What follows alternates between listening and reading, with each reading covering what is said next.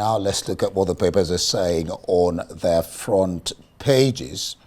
And we start, as usual, with our sister publication, This Day newspaper. This Day has on its front page, FG approves 35% pay rise for civil servants. Pensioners get 28% increase. NLC wants salary rise extended to all. ASU seeks better welfare for workers. And ILO says over 1 million workers may die annually from workplace hazards. Mrs. Tinubu, Obaseki hail workforce.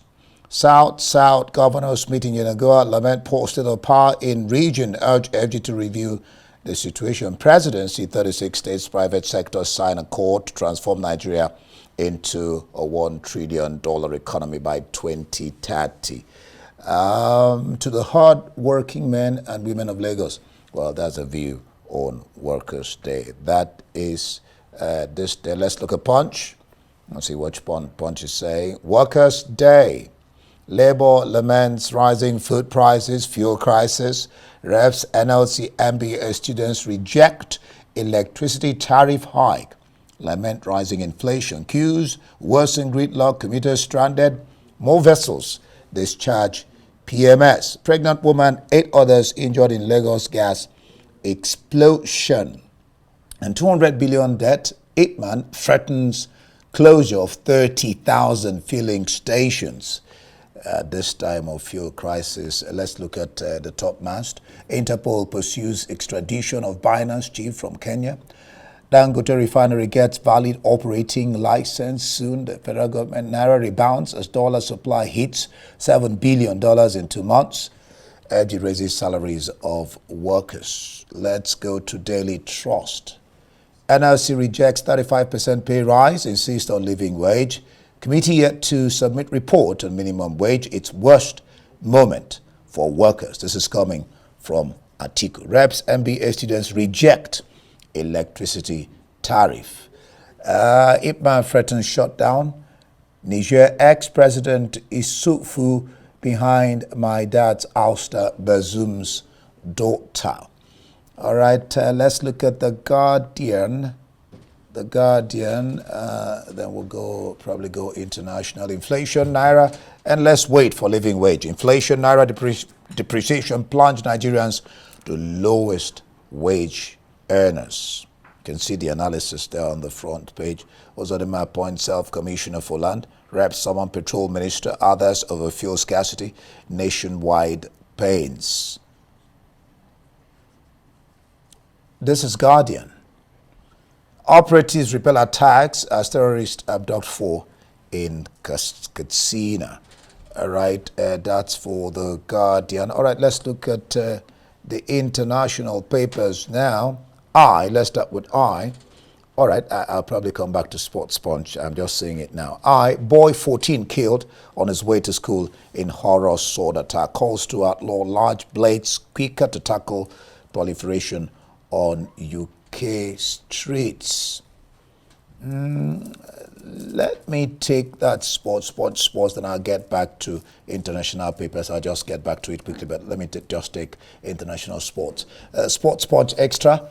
Nadozie delighted as first African to win Women's Best Keeper Award in France. That's quite an interesting story there. This Amaka doesn't disappoint. That's the title there. Salah out of order in club row. Lewandowski wants Barca stay. And Los Blancos, Bavarians draw at Alliance. That is Real Madrid and Bayern Munich. Today it will be PSG and what's the other team that they will be playing? But that's it. Fans raise Eagles World Cup concerns after Finidi's appointment as the Super Eagles gaffer. Back to the international newspapers after taking that. Let's look at The Guardian. 22 minutes of horror. Boy killed in sod rampage. That's for The Guardian. Daily Express, the same story. Boy killed in sword attack. Let's look at The Times. The Times. Immigration levels fall amid visas crack down. Immigration levels fall amid visas crackdown. One more paper, then we bring in Dr. Constance Ikoku, our analyst, on the show this morning.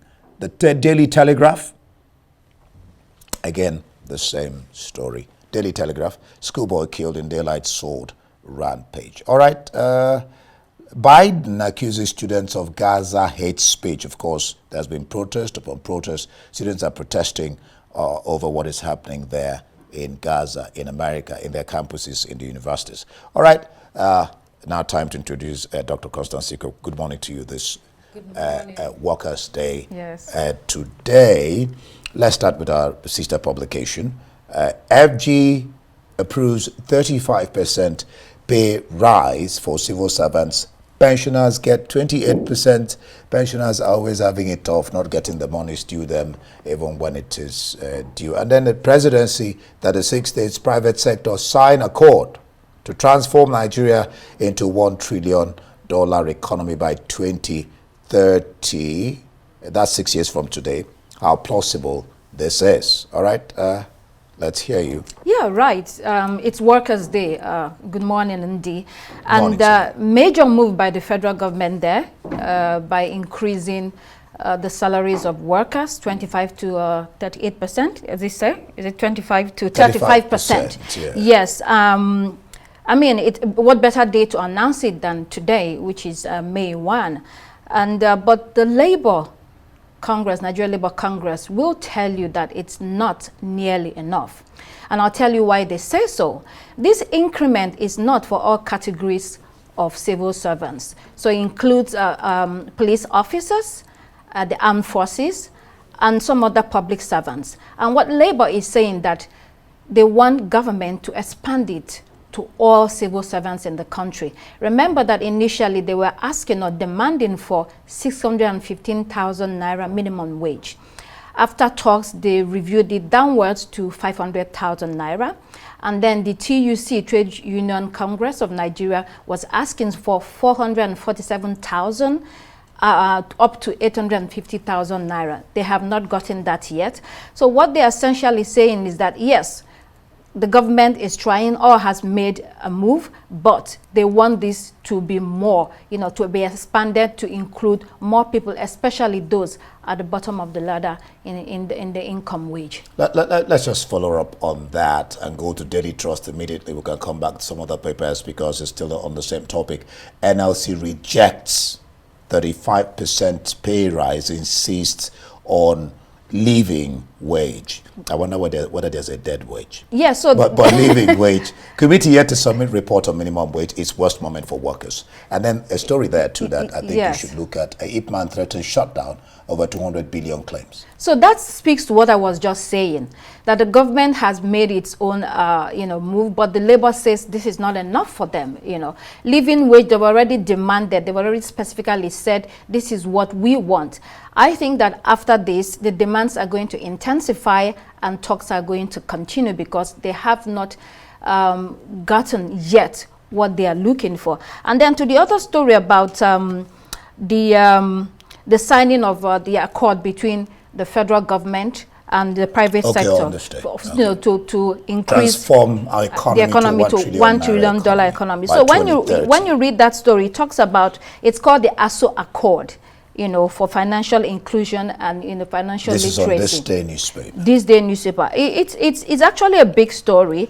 The government has been talking about a $1 trillion economy by 2030. It's ambitious, a big dream and a big vision. The point is it going to be achieved? But it has a lot of meat in it. It was signed by the VP, the Minister of Finance, the CBN governor, the National Security Advisor, and the chairman of the Nigerian Governors Forum signed on behalf of the governors, and then the MD of Sterling Bank signed on behalf of the private sector.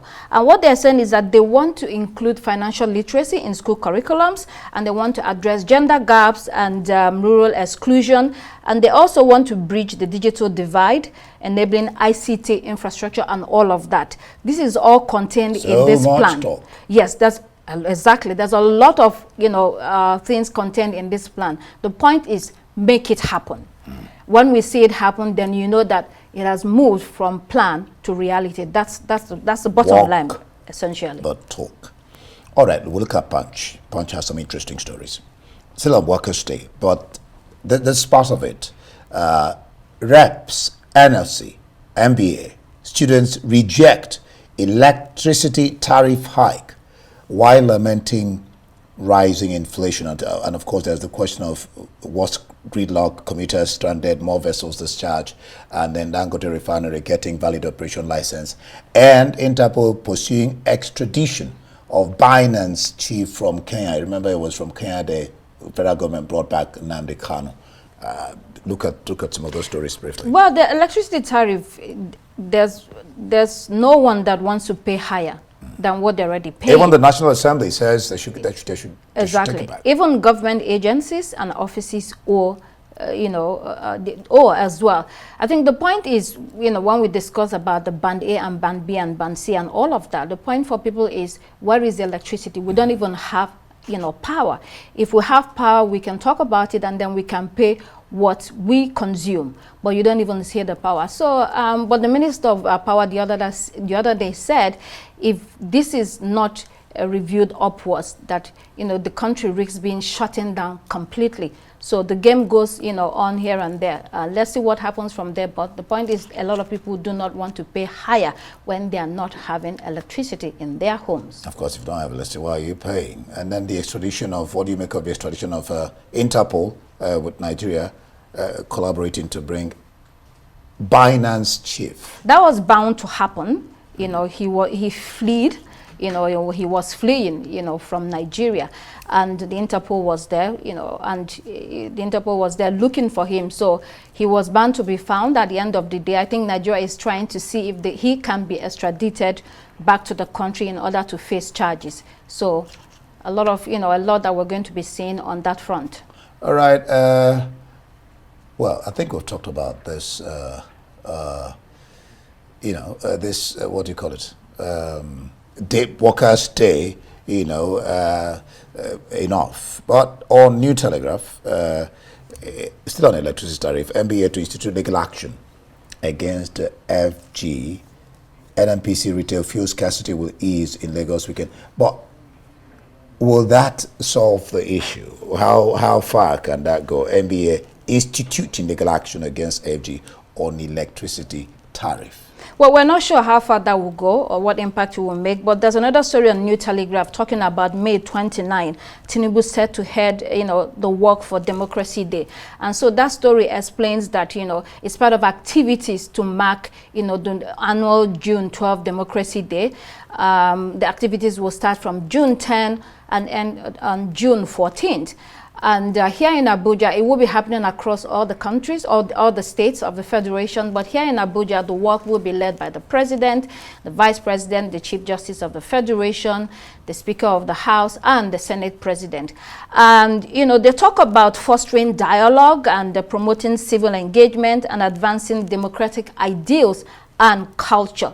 I think it's a good time also for us to look at and think about and take stock of what has this democracy done for us. Are we really practicing democracy in Nigeria? The president was one of those that fought for democracy. He was an advocate. Now he is president. Will he say that the election that brought him into power was fair and square, or was free and fair? Did he win fair and square? So these are some of the... That has been overtaken by no, but these are the conversations. Moving forward, just get the democracy working. Yeah, but these are the conversations. If you don't have elections, that are free and fair, that are clean, that are transparent, what kind of democracy are you practicing? Oh, okay, so you're talking about getting elections credible, free, fair. Exactly. He's working on it, and that's making sure that's a legacy he leaves behind. So it's not enough to just have celebration of June 12 Democracy Day.